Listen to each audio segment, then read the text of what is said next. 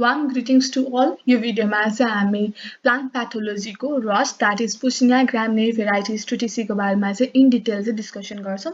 Now let's begin our discussion. Plant rust are among the most destructive plant diseases.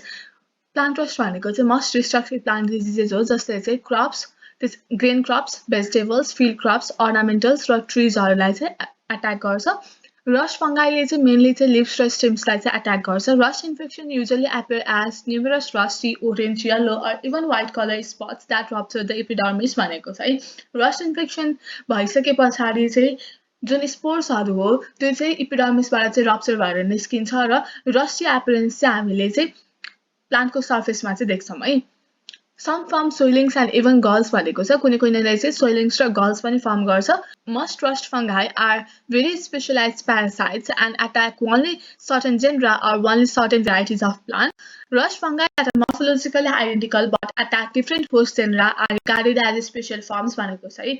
धेरै जस्तो rust fungiहरू चाहिँ specialised हुन्छ है जसले चाहिँ certain genera अथवा certain varieties of plants लाई मात्र अट्याक गर्छ भन्न खोजेको चाहिँ पुसिनिया ग्रामिनिस भेराइटिज ट्रिटिसीले चाहिँ ह्विटलाई अट्याक गर्छ. त्यसैगरी पुसिनिया ग्रामिनिस भेराइटिज होडेईले चाहिँ बारीलाई चाहिँ अट्याक गर्छ है. यो भिडियोमा चाहिँ हामी चाहिँ पुसिनिया ग्रामिनिस ट्रिटिसीको बारेमा चाहिँ इन डिटेल डिस्कसन गर्छौँ. सो अबको सबै कन्टेन्टहरू चाहिँ पुसिनिया ग्रामिनिस भेराइटिज ट्रिटिसीको रिगार्डिङ चाहिँ छ है त. The symptoms on wheat appear as pustules known as uridia that develop parallel with the long axis of stem, leaf or leaf sheath भनेको छ.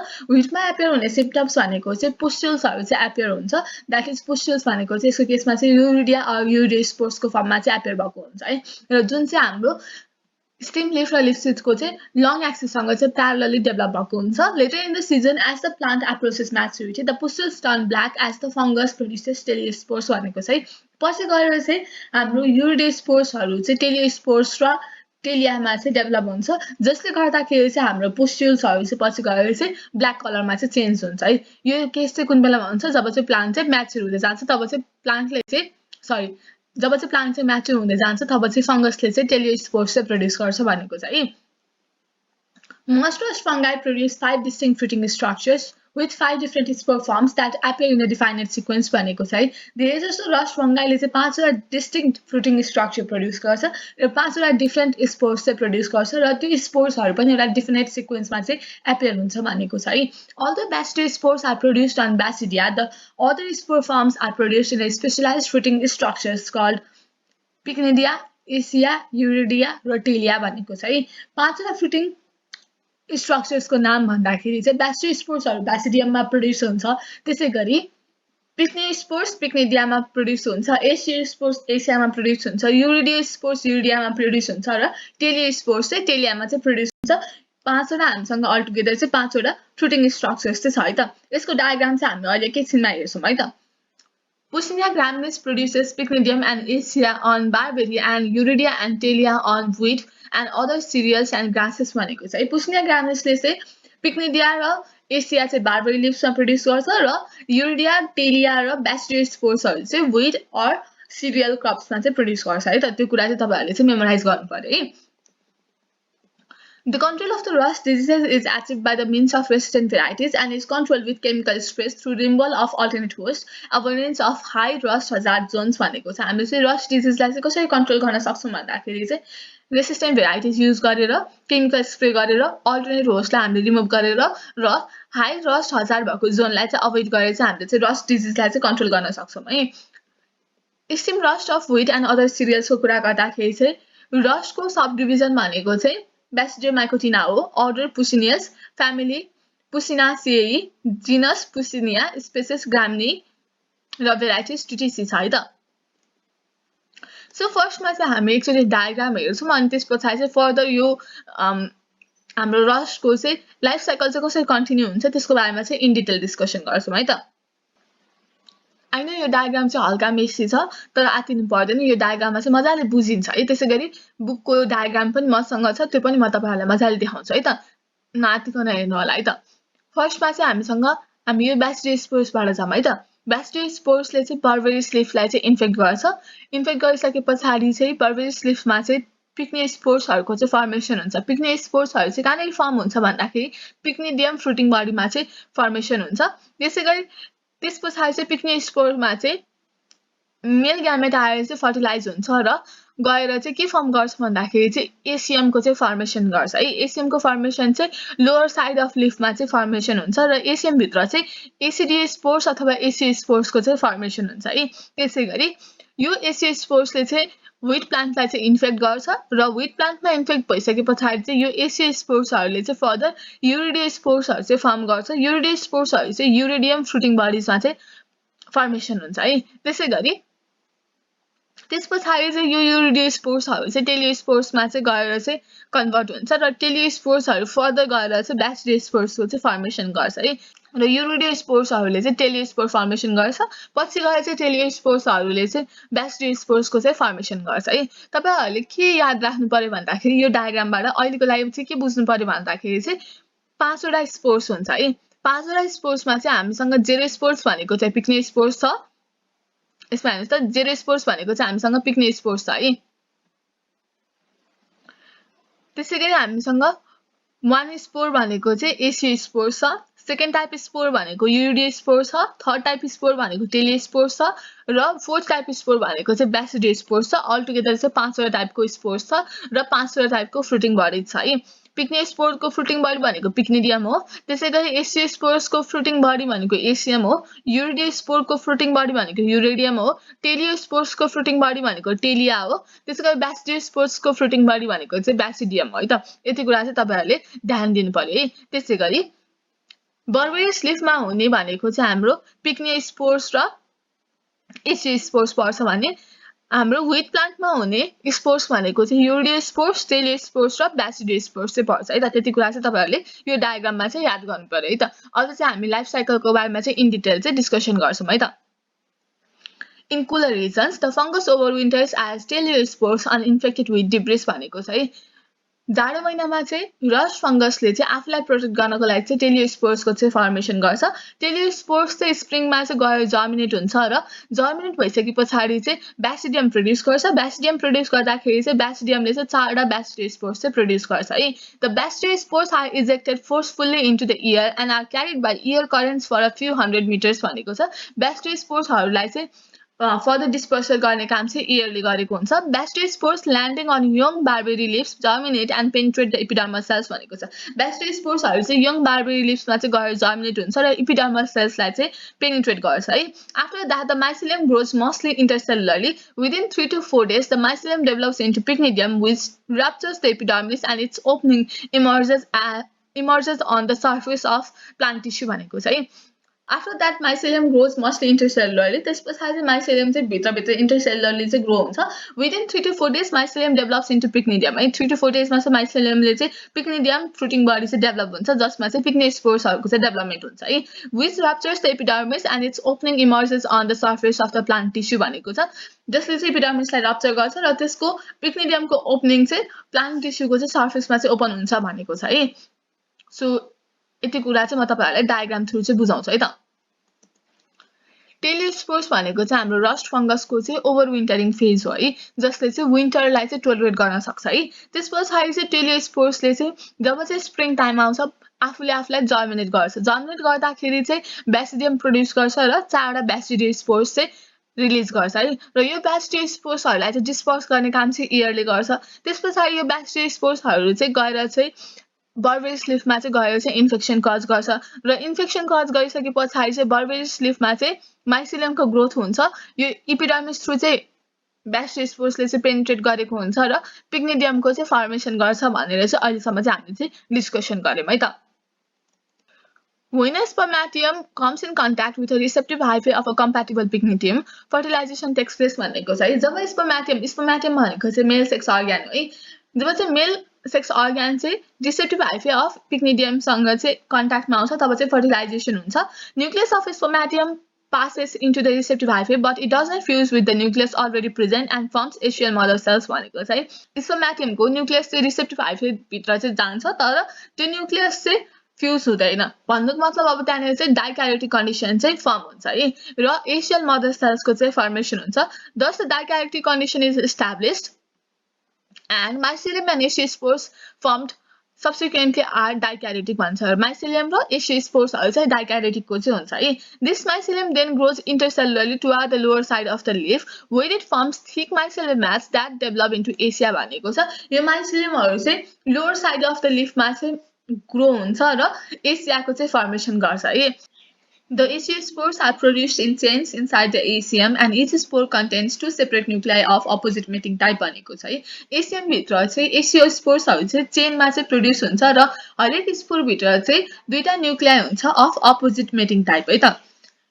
Spores are released in late spring and are carried by wind to nearby wheat plants on which they germinate and infect wheat stems, leaves or seeds through stomata भनेको छ स्पोर्सहरु चाहिँ late स्प्रिङमा चाहिँ release हुन्छ र वाइनले चाहिँ क्यारी गर्छ र wheat प्लान्ट्समा गएर चाहिँ तिनीहरुले चाहिँ इन्फेक्सन चाहिँ कज गर्छ है त After the mycelium grows intercellularly for a while, it then grows more profusely below the surface of the wheat tissue and forms a mat of mycelium just below the epidermis भनेको छ है जब चाहिँ mycelium चाहिँ intercellularly grow गर्छ it then grows more profusely below the surface of the wheat tissue and forms a mat of mycelium just below the epidermis भनेको छ epidermis को बिलोमा चाहिँ mycelium को ग्रोथ चाहिँ र्यापिडली भएको छ भन्न खोजेको हो Many short sporophores and uridospores are produced that exert pressure on the epidermis which is pushed outward and forms a uridial pustule भनेको छ है त्यसपछि चाहिँ short sporophores र uridosporesहरु चाहिँ प्रोड्युस हुन्छ जसले चाहिँ epidermisमा चाहिँ प्रेशर एक्सर्ट गर्छ र epidermisलाई चाहिँ ब्रेक गरेर चाहिँ uridial pustulesहरु चाहिँ बाहिर निस्किन्छ भनेको छ है Finally the epidermis is broken irregularly revealing several 100,000 rust-colored uridospores which give a powdery appearance to the uridium भनेको छ है त्यसपछि चाहिँ epidermis broken भइसकेपछि चाहिँ uridosporesहरु चाहिँ epidermis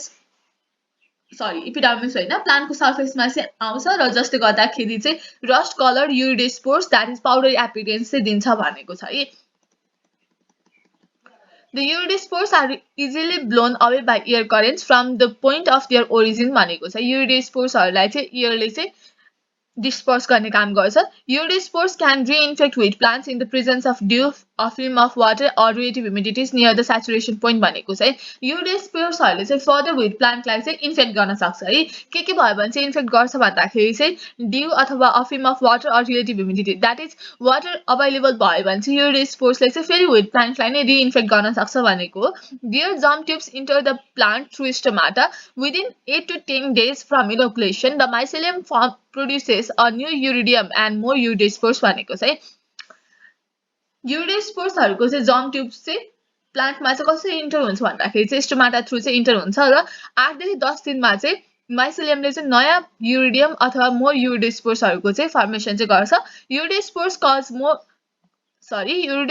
cause new infections on wheat plants up to the time the plant reaches maturity भनेको छ है uridosporesहरुले चाहिँ नयाँ इन्फेक्सन चाहिँ कज गर्छ wheat plantमा तबसम्म गर्छ जबसम्म चाहिँ प्लान्ट चाहिँ म्याच्युरिटी सम्म चाहिँ पुग्दैन है most of the damage caused to wheat growth and yield results from such uridospore infections which may literally cover the stem leaf seeds and glooms with uridia भनेको छ धेरै जस्तो wheatमा yield reduction गर्ने भनेको चाहिँ because of uridospore infection हो है त आतिनु पर्दैन है म यो सबै कुरालाई चाहिँ लास्टमा एक्चुअली कन्क्लुड पनि गर्छु है when the wheat plant approaches maturity or when the plant fails because of overwhelming infection the uridia produce teliospores instead of uridospores or new telia may develop from recent uridospore infections भनेको छ है जब चाहिँ plant चाहिँ mature हुँदै जान्छ र जब चाहिँ प्लान्टले चाहिँ अब त्यो इन्फेक्सनलाई चाहिँ बियर गर्न सक्दैन तब चाहिँ युरिडियाले चाहिँ टेलियोस्पोर्सको चाहिँ फर्म गर्छ है instead of यूरिडोस्पोर्स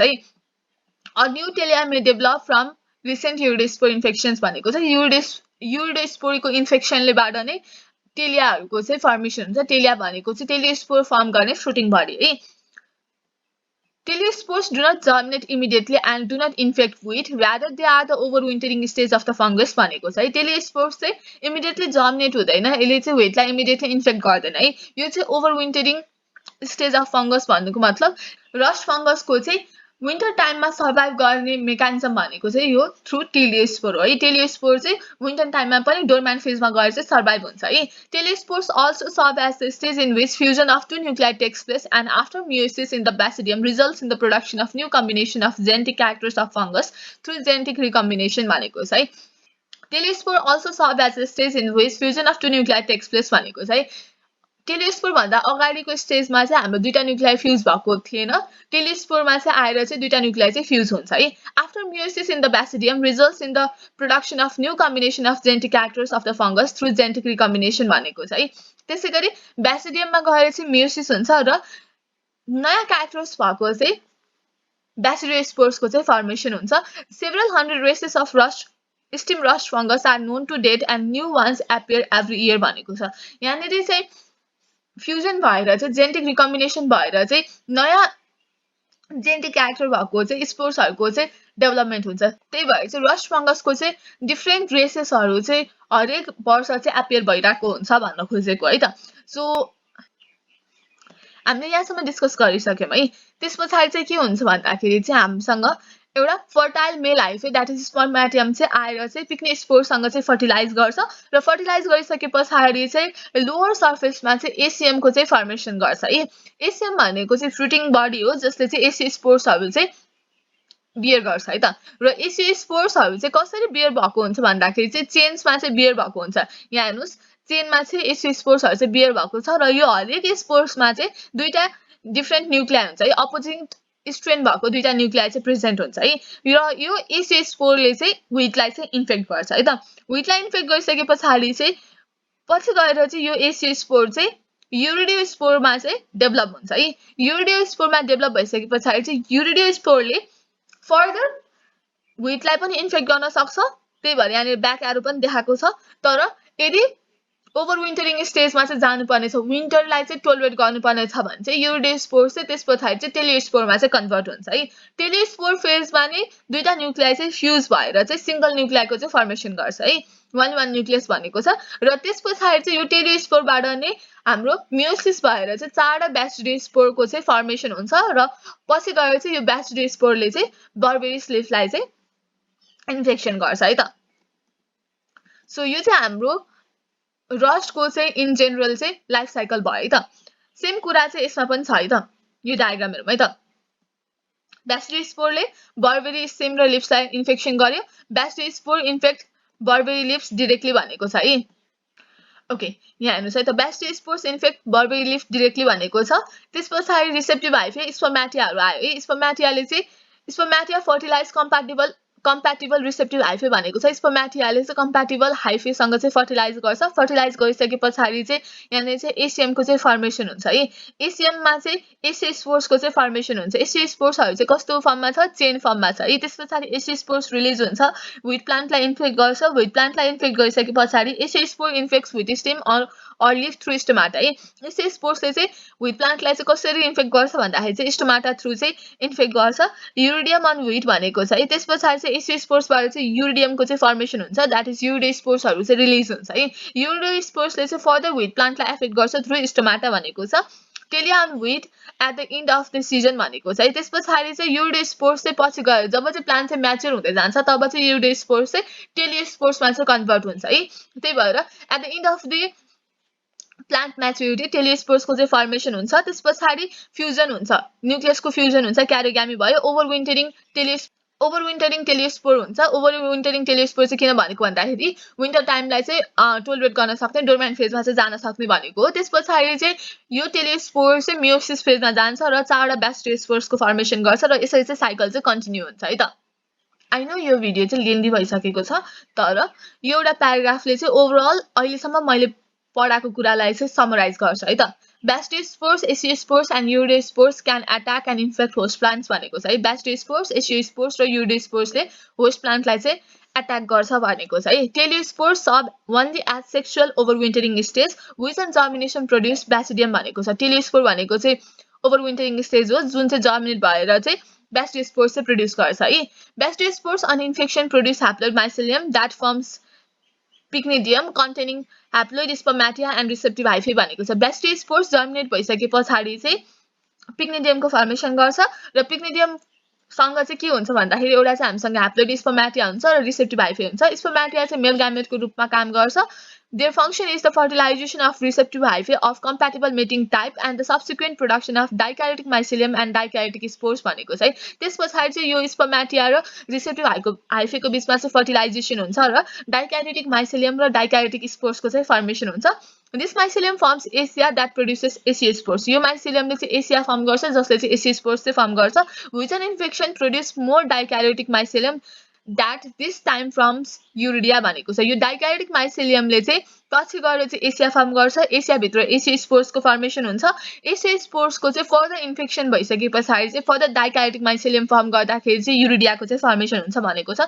the latter produce uredia spores which also infect and produce either more uredia and uredia spores भनेको छ है. पछि गएर चाहिँ यूरिडिया स्पोर्स चाहिँ फर्म हुन्छ. यूरिडियाबाट यूरिडिया स्पोर्स फर्म हुन्छ. यूरिडिया स्पोर्सले चाहिँ व्हीट प्लान्टलाई इन्फेक्ट गरेर मोर यूरिडिया अथवा यूरिडिया स्पोर्स फर्म गर्छ अथवा म्याच्युरिटीको टाइममा चाहिँ टेलिया अथवा टेलिया स्पोर्स चाहिँ फर्म गर्छ. द साइकल इज दस कम्प्लिटेड. यसरी चाहिँ साइकल चाहिँ कम्प्लिटेड हुन्छ. र रस्ट फंगाइको डिस्पर्सल चाहिँ कसरी हुन्छ भन्दाखेरि वाइनबाट हुन्छ, इन्सेक्टबाट हुन्छ, रेनबाट हुन्छ र एनिमल्सबाट हुन्छ भनेको छ है त. सो यसरी चाहिँ हामीले यो भिडियोमा चाहिँ Puccinia Graminis Tritici को बारेमा चाहिँ इन डिटेल डिस्कसन गर्यौं. कहीं कतै बुझिएको छैन भने कमेन्ट सेक्सनमा कमेन्ट गर्न सक्नुहुन्छ. Thank you for watching this video. Take care, stay safe, bye by.